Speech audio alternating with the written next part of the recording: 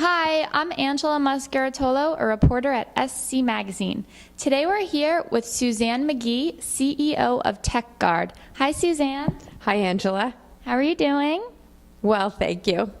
So, Techguard works with government agencies a lot, and we're here to ask Suzanne if you can kind of give us an inside scoop into what government agencies are really worried about right now in terms of cyber threats. I'd love to, Angela. It's not too much different from what a lot of the enterprises are worried about as well, but in particular, the government is concerned about the botnet and zombie attacks and denial of service, as well as the insider threat problem.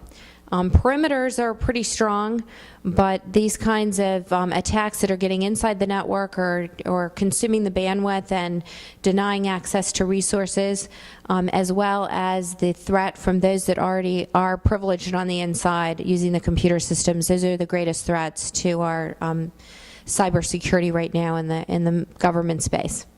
Right. Okay. And so what are some of the countries that pose the biggest threat to the U.S. right now?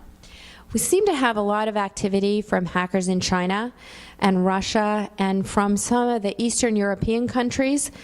In particular, there has been activity in the past anyway from a country, Belarus, and they really have not, in the past they haven't cooperated particularly with the authorities in monitoring that sort of thing on a global scale.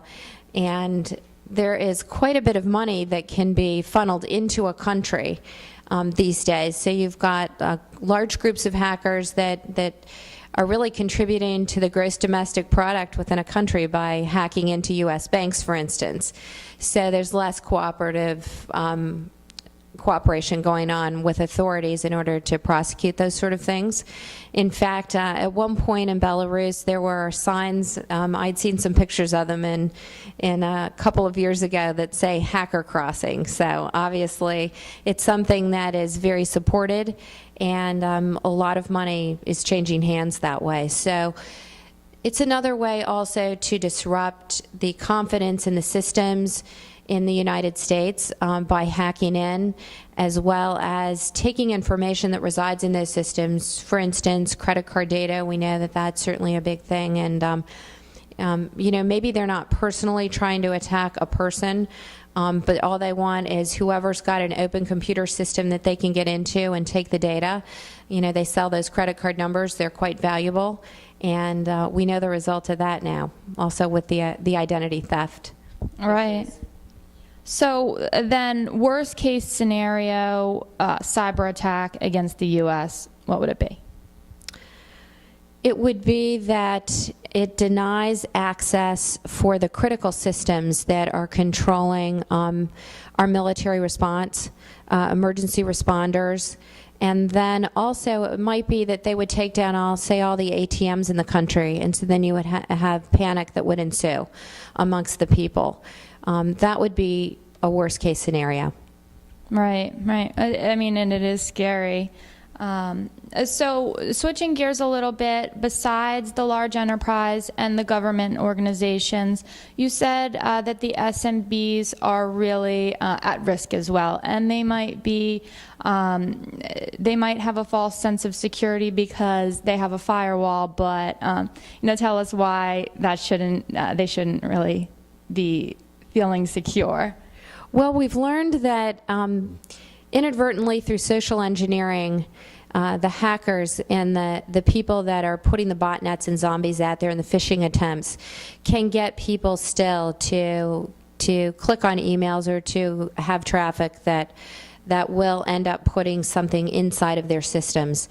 If you are compromised as a small, mid-sized business organization, you sometimes just cannot recover from that. It's so expensive to clean it up. One way to look at it now, and it's hard to do this just with a firewall, but it is to look at what do you want to be open to. So for instance, if Belarus is attacking networks and trying to get in and get all this information, then you need to think about, why do I need to be open to Belarus, for instance? So maybe a new paradigm in access control would be, what do I need to be open to? And then controlling your access by looking at regions and countries around the world, not to be protectionist and not to isolate ourselves, but just from a good business perspective.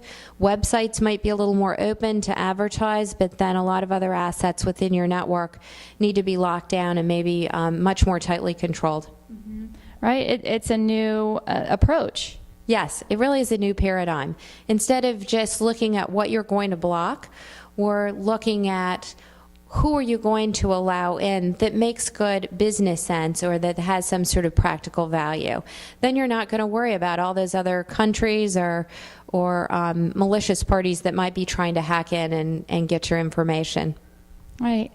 Okay. Well, Suzanne, thanks for speaking with us today. You're very welcome, Angela. Thanks for caring about security. And thanks to you for watching. Have a great day.